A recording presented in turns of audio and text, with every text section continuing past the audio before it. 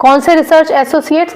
जिनको post doctoral research studies के लिए अपॉइंट किए गए हैं, पोस्ट डॉक्ट भी बोलते हैं इसको, पोस्ट डॉक, ठीक है ना। एडवांस या फिर टेम्पररी रिसर्च पोजीशन होती है ये इंडिविजुअल्स की। आप ये मान के चल सकते हैं कि एक स्टेपिंग स्टोन होता है स्टूडेंट और entering a full time professional career. तो ये स्टेपिंग स्टोन एक स्टूडेंट और एक प्रोफेशनल करियर के बीच का जो स्टेपिंग स्टोन है उसी को आप पोस्ट डॉक्टरल रिसर्च स्टडीज के तौर पर समझ सकते हैं। यानी कि अभी the children who have completed there PhD degree और एडवांसमेंट करना चाहते हैं तो उनको भी ये अकोमोडेशन देते हैं, ठीक है ना। चलिए, इसके अलावा यूजीसी क्या करता है? Grants are given by the UGC to the university teachers for conducting their own research. अगर आपको खुद की भी रिसर्च करनी है तो खुद की रिसर्च करने के लिए भी ये आपको ग्रांट देता है। पर यूजीसी को कहाँ से मिलता है ग्रांट? सेंट्रल गवर्नमेंट से और स्टेट गवर्नमेंट से भी। अगर स्टेट यूनिवर्सिटीज़ के लिए काम कर रहे हैं तो स्टेट गवर्नमेंट से ये फंड्स लेते हैं और उन फंड्स को फिर फाइनली डिस्पर्स करते हैं अलग अलग कामों के लिए जो हमने डिस्कस कर लिए, ठीक है। ये यूजीसी का पर्टिकुलरली काम होता है। तो आपके लिए कुछ चीज़ें बुलेट्स में बता देती हूँ, जानना ज़रूरी है। सबसे पहली बात, यूजीसी बना क्यों, ये याद रखिएगा।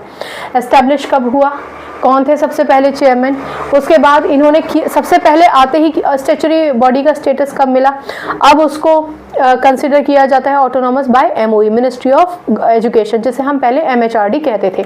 इसके अलावा आपको याद रखना है कि यूजीसी ने एनपीई के मद्देनजर, एनपीई 1986 के मद्देनजर 66 एएससीज बनाए थे। एनपीई और एएससीज का रोल अगर आप समझ जाएंगे तो आप बेहतर तरीके से समझ जाएंगे कि किस गहराई के साथ यूजीसी काम करना चाहता था। इसके ऑब्जेक्टिव्स क्या है, इसके फंक्शंस क्या है, वो हमने सब डिस्कस कर लिए हैं, ठीक है। एक बार इसको देख लीजिए।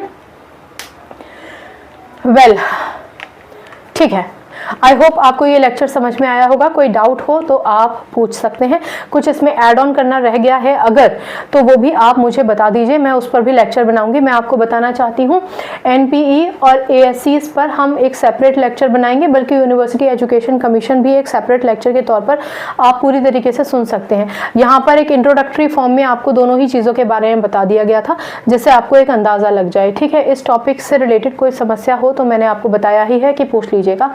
बड़े वीडियो को हम शॉर्ट्स में डाल देते हैं और डिस्क्रिप्शन में इस बड़े वीडियो का लिंक भी दे देते हैं। अगर आप शॉर्ट्स देख रहे हैं तो वहां से आप लिंक के माध्यम से पूरा का पूरा वीडियो देख सकते हैं।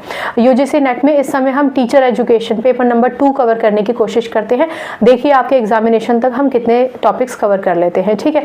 केवल किसी भी लेक्चर पर निर्भर मत रहिए, आपका स्वयं स्टडी करना, सेल्फ स्टडी बहुत ज़्यादा ज़रूरी है।